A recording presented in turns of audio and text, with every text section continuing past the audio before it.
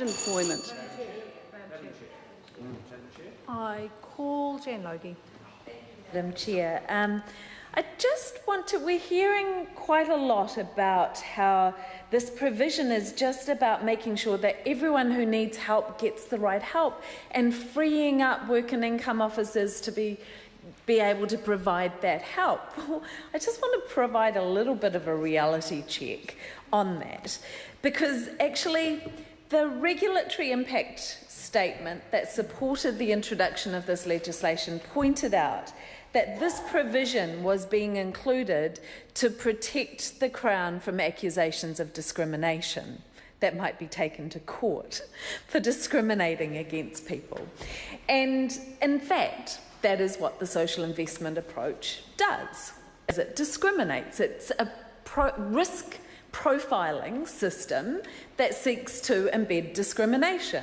And we've seen it introduced in legislation under the last government around the young person's services. And at that time, in that service, so they have put into legislation that they can send young people who meet a particular risk profile off to a different service. And they get, coincidentally, extra obligations and potential sanctions applied to them if they meet this profile. And the profile was prior contact with the Department of Child, Youth and Family, gender, reasons for leaving school and educational outcomes. And so that had been critiqued by Treasury, that kind of formula, where they'd found that there was more young people who didn't have those criteria were likely to have negative life outcomes than those that had all those criteria. So you can see in that this is setting up a process of discrimination that is going to just embed the fact that a whole lot of people who could benefit from getting assistance won't get it. That isn't what is being described by the National Party members at all.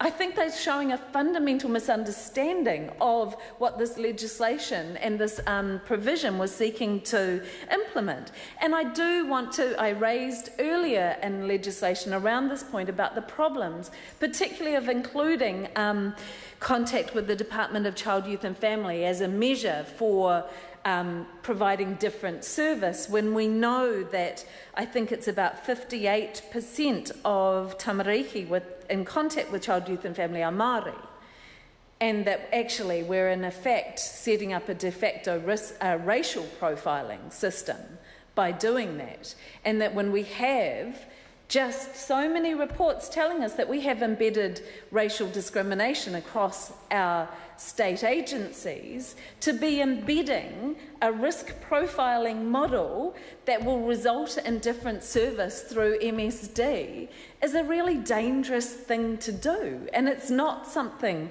that the Green Party is happy to support.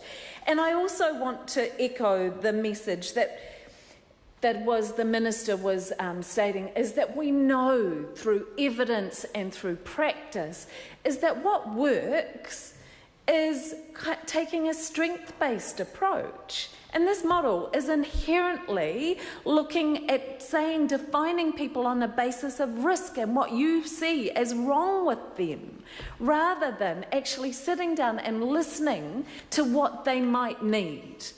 Because actually the truth is, they know what they need better than anybody sitting across a desk within a government institution could ever know. And we need to be creating a system that listens and responds to what people's needs are. Because the truth is, people have aspirations. People want to be able to contribute and have meaning in their life. And our system at the moment, and progressively under the last government, moved away from being able to provide people with the assistance that they needed. We've seen that by the increased homelessness on our streets, by the really entrenched poverty and increased inequality in our society. That was the result of the previous system that was seeking to be embedded by that provision in the legislation. It didn't work. I really think the opposition just has to come to terms with that. It is time to get back to what we know works, which is kindness. Madam Chair. I call Jamie Strange. I move that the question be now put. The question is that the question be now put.